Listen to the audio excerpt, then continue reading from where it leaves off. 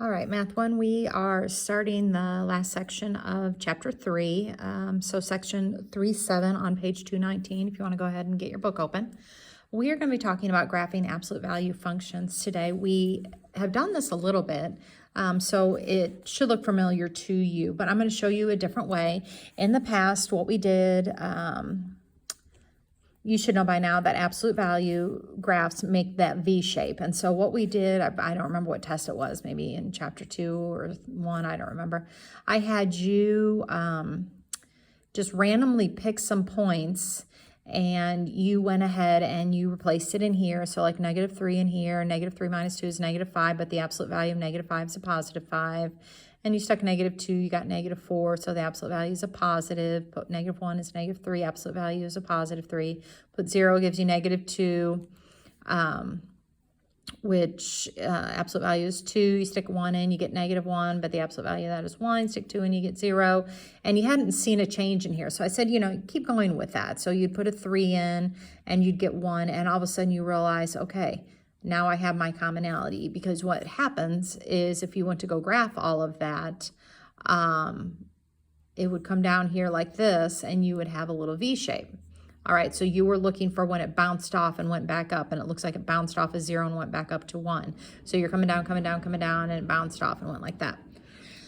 Okay, so I'm going to show you a little bit easier way to do this, other than just sitting there randomly putting points in until you see it bounce off and start returning back up again. All right, so it talks about in here, the absolute value function has a V shape and it opens up or down, okay? Obviously, this one was opening upward, and the parent function is right here. And if you remember, we talked about parent functions before. That is your basic, simple, standard absolute value. And that one right here, your parent function always starts at the origin, and it has 1, 1, 2, 2, 3, 3, 4, 4, like that, and then -1, 1, -2, 2, and it looks like that, and it goes up. That's your parent function. All right, so what we're going to be talking about today is we're going to be doing translations, which is just a shift. You're going to be shifting either left or right, up or down, so horizontally or vertical, or maybe you're going to do both, and you're going to get a different result or a different shape than the parent graph. All right, so what we're going to look here is, all right, what we'll do in class is I'm going to have them do a little bit of exploring, but what you guys are going to do is how is the graph below related to the graph right here? What's happening here? Well, it looks like it's been shifted, and it's actually been shifted up 4 spaces. So that's probably what it wants. It just wants to know how is the graph related. So it has been shifted. I should probably use that word, shifted up 4 spaces, okay? But it looks like the slope and everything's still the same. I'm going over 1, up 1, over 1, up 1, over 1. Same thing we did here. 1, 1, 1, 1, 1. Okay, so it just simply was shifted up 1. All right, so here, how is this one related? I would say it was shifted to the left 4. Here it was shifted down 4. Okay, down here, we're going to start throwing in other variables if you take a look here. And what it talks about here is your vertical translation. Your vertical is your up and down movement. So it says if the graph, here's your parent graph, and you have something tacked on in the end, you're going to have a vertical shift. And if K is positive, you're going to be shifting up. And if K is negative, you're going to be shifting down. All right, so what I'm going to do is we're going to graph this, and we're going to graph it without making any charts. Okay, and I'm going to skew my graph because I know I'm going to be shifting. All right, so without that 7, remember my origin would be at 0, 0. I'd be starting right where the X and Y axis intersect. Well, it is there, and since I see a negative, and it tells us that if we have a negative K, we are shifting down K units. So our vertex is really going to be down 7. So 1, 2, 3, 4, 5, 6, 7. And then from there, we just go diagonally because nothing has changed with our linear slope. Okay. Oh, kind of missed the mark there, but that's all right. All right, so that's what that graph would look like. And we did that without making any table. All right, so go to the top of page 221, and we're doing the same thing. Here's our, K on the outside there. All right, so if I take a look at that one, It's a positive 3, which is my vertical shift up 3. So my vertex, which is normally here, shifts up 3. And then I just do my little diagonal right here. Okay, so this one, it looks like we're going to shift down 6. It'll be similar to the one we did over there.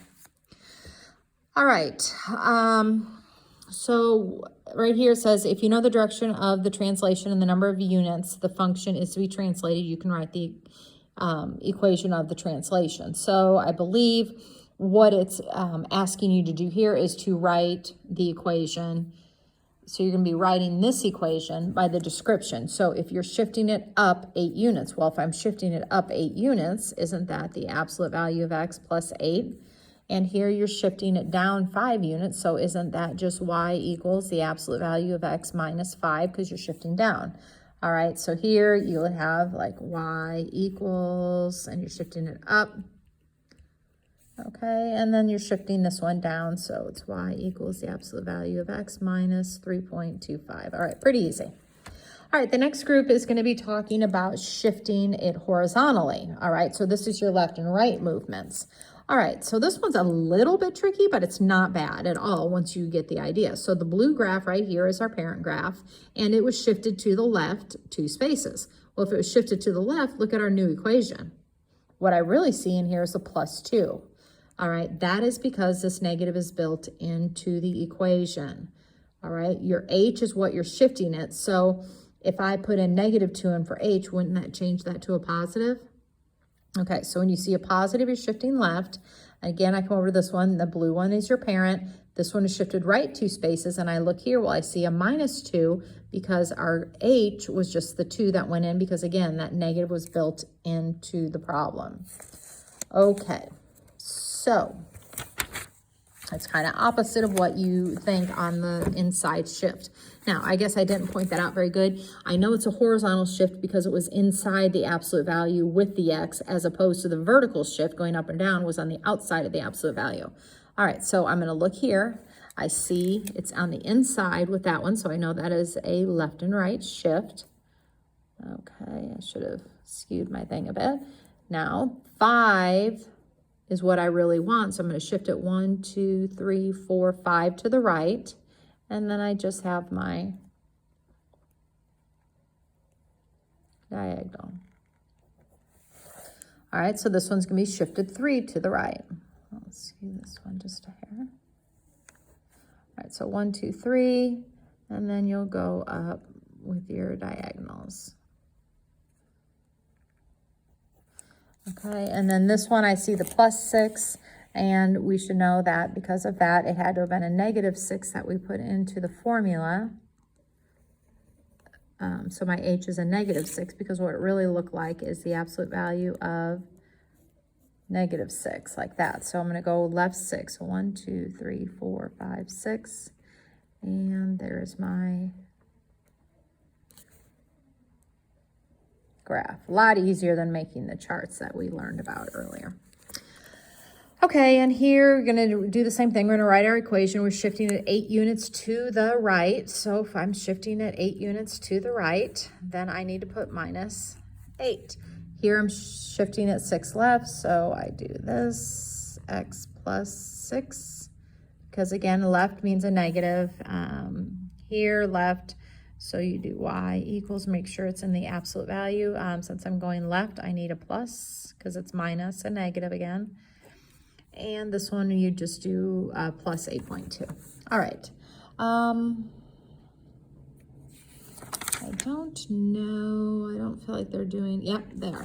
Okay, they do not have any like this, but I'm going to write one. Let's do, on page 223, I'm going to change this equation just a little bit. All right, right now I'm shifting it. This is my horizontal shift, so I'm shifting it left 7 because it's really x minus a negative 7. So I'm going to leave that part. But I'm also going to tack on an outside one. So I have 2 shifts going on in here. Remember, this is my my vertical shift up and down. So I'm going to shift it up 1, but this is telling me I need to go left 7. All right, so if I wanted to graph this, all right, so I look right here, And this is telling me to go left 7, -7, and up 1 to get my new vertex. So I'm going to start my origin and go 1, 2, 3, 4, 5, 6, 7, up 1. So my vertex that used to be here at 0, 0 with my parent graph just got moved all the way over here.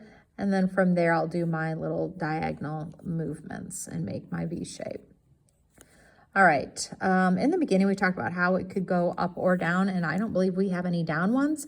What makes it go down, and because I don't know if they'll have that on the homework, if you have a negative on the outside of it, you do the exact same shifting. So I'd still shift it left, but instead of doing my little up 1 over 1 movement, I would go down like this with it, and it would be going like that. Okay, so if there were ever a negative on the outside of that absolute value, it's going to be opening downward. Okay, I will put the homework on Google Classroom, and let me know if you have any questions.